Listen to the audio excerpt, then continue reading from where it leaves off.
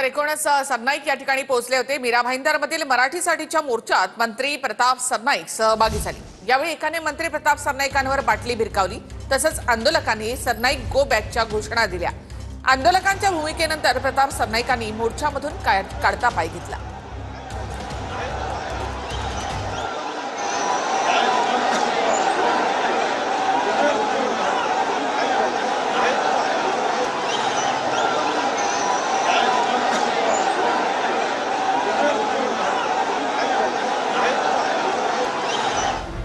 शिंदेचे मंत्री प्रताप सरनाईक यांनी विधान भवनात आल्यानंतर मीरा रोडच्या मोर्चात जाण्याची घोषणा केली।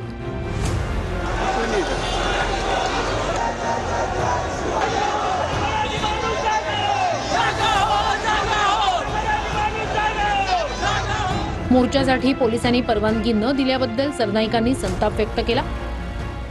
परंतु रात्री बेरात्री कार्यकर्त्यांची धरपकड करून अशा प्रकारे जर एखाद्या राजकीय पक्षाचा अजेंडा शहरात चालवण्याचा भूमिका जर तुमच्या माध्यमातून अशी होत असेल तर त्या शहराचा लोकप्रतिनिधी म्हणून मी सहन करणार नाही। पोलिसांनी परवानगी का दिली नाही, मी चाललोय, मला रोखून दाखवा, असं आव्हान सरनाईक यांनी दिलं।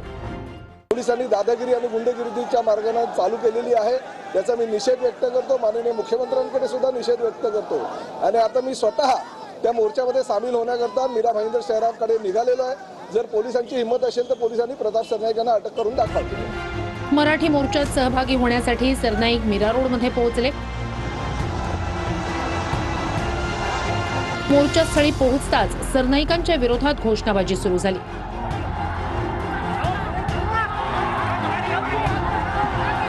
सरनाईक मोर्चास्थळी येताच जय गुजरातच्या घोषणा देण्यात आल्या।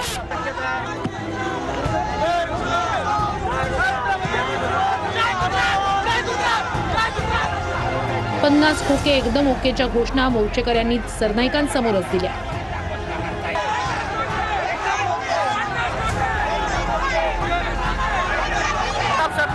सरनाईक गो बॅकच्या घोषणेनंतर सरनाईकांनी मोर्चातून काढता पाय घेतला।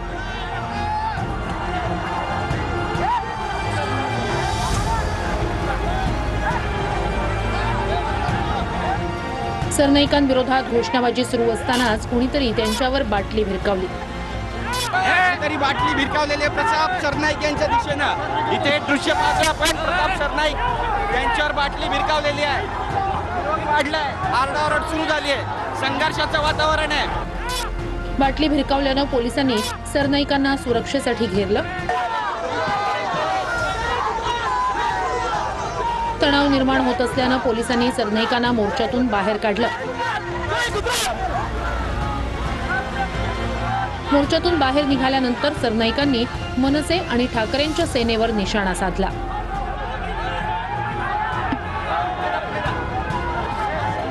या ठिकाणी बाहेरून आलेले जे मनसे आणि उभाट्याचे काही लोक आहेत त्यांनी या ठिकाणी दादागिरी आणि गुंडगिरी करून काहीतरी करायचा प्रयत्न केला। परंतु कायदा व सुव्यवस्थेचा एक राज्याचा जबाबदारी मंत्री म्हणून मी या ठिकाणी जे मराठा एकीकरण समितीचे गोवर्धन देशमुख आहे त्यांना सोडवायला पोलीस स्टेशनला गेलो। काही मनसेचे पदाधिकारी आणि काही नेते मंडळी नवघर पोलीस स्टेशनला होते, मी त्यांना सोडवलं। तुम्ही ज्या पद्धतीने महिलांबरोबर तिथे वागलात, तिथल्या महाराष्ट्र सैनिकांबद्दल वागलात, तिथल्या मराठी एकीकरण समितीच्या लोकांबद्दल वागलात, तिथल्या स्थानिक मराठी लोकांबद्दल वागलात, हे ज्या वेळेला लोक पाहत होती त्यावेळेला बाहेरची लोक यायला लागली ना। तुम्ही जर आम्हाला नीट मोर्चा काढून दिला असता तर शिस्तीने आम्ही मोर्चा केला असता। आम्हाला जो विरोध दाखवायचा होता तो आम्ही विरोध दाखवला असता। ते कोण प्रताप सरनाईक या ठिकाणी आले होते आणि इथून पळून लावलं।